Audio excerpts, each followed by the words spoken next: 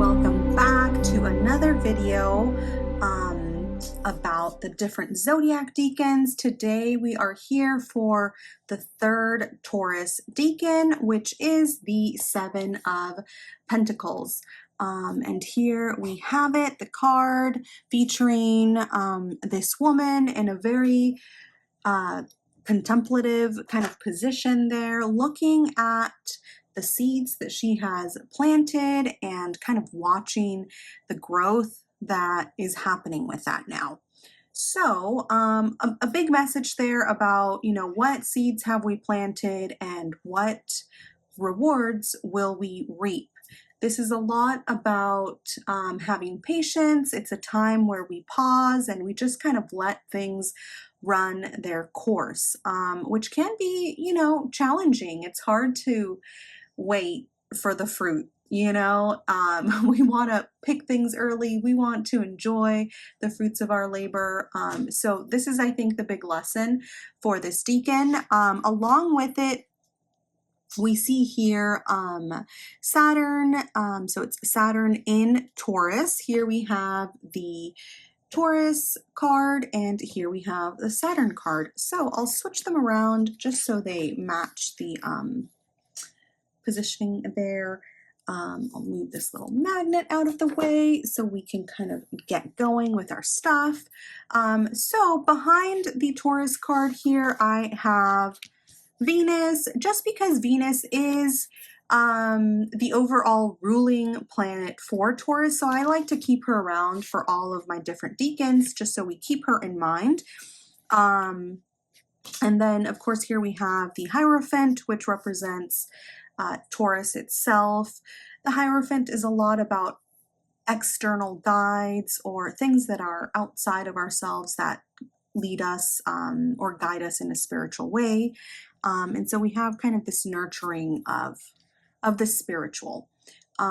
Taurus, of course, is an earth sign, very much so grounded in the material.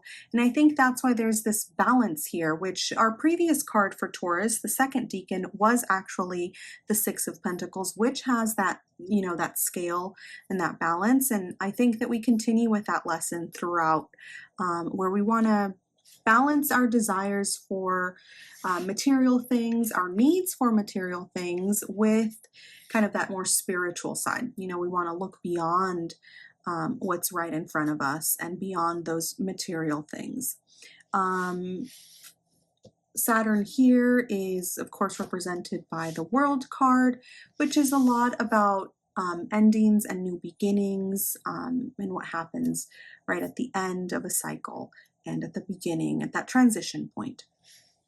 We see the little sun and the moon there, and behind this card I have a Capricorn, because this is the sign that forms the triplicity with Taurus. It is another earth sign, and it's because of Saturn here, we have it in the picture as well, which again I think points to, chaining ourselves to the material things.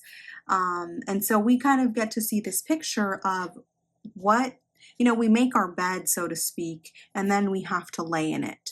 And that's, I think, a lot of what I see with this decan. It's about, making sure that we have the right intentions and we have our priorities in order so that we can have the fruit, bear the fruit that we want. And that's best, rather than being chained to sometimes, ideas that don't align spiritually with who we are, right? Sometimes we do nurture things that maybe we shouldn't, right? We nurture the weeds or those things that sometimes when we're focused too much externally, we forget, we kind of lose sight of our North Star, I guess, so to speak. And so I think that what I see with this third decan is a lot about making sure that we break those chains, that we are being authentic and following things that are worth pursuing, nurturing those things that will actually nurture us and nurture our souls as well.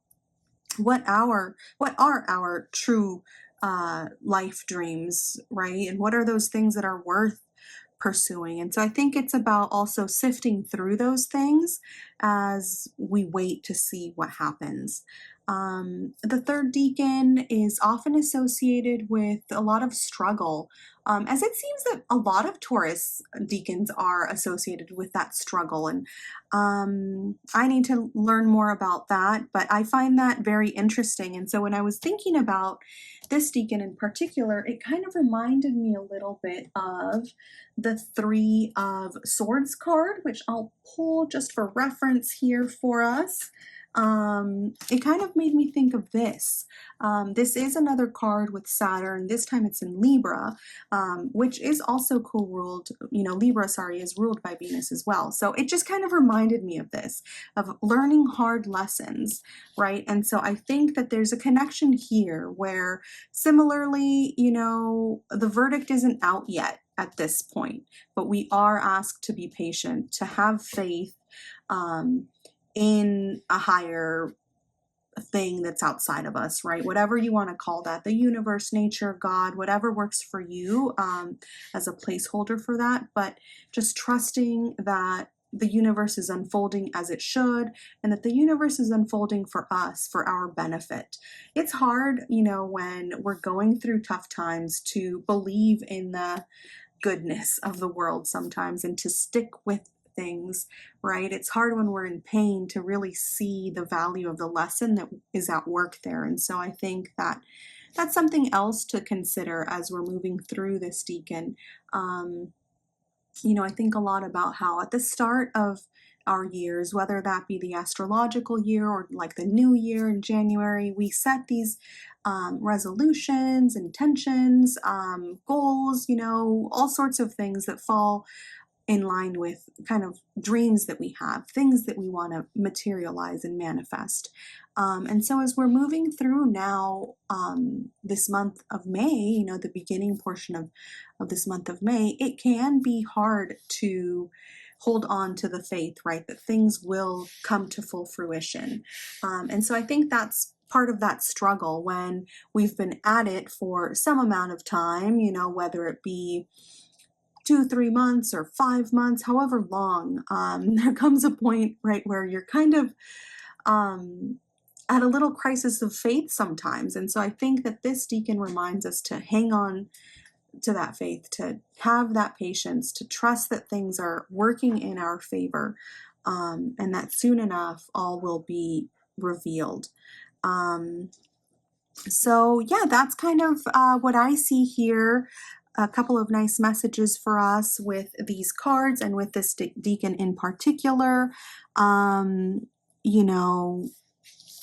also found it interesting that here, this kind of made me think of the ring that's often put on a bull in their nose. And so, it's just fun to look at the cards and see what more meaning and messages we can pull from them. But overall, that's what I saw for the third decan in Taurus, hanging on to that faith, recognizing that with new beginnings, there is a lot of work and patience that has to happen, and just hanging tight and having that faith that all will be well in the end, so long as we take the right steps and nurture the right things in our lives. So yeah, that's all for today. Thank you so much for joining me for this quick little video about the third decan in Taurus. I hope you enjoyed it. I'm always happy to hear from you guys, your thoughts, and what you perceive to be important messages for any given decan that we're going through. So feel free to share, and I'll see you again soon with another video. Thank you. Bye.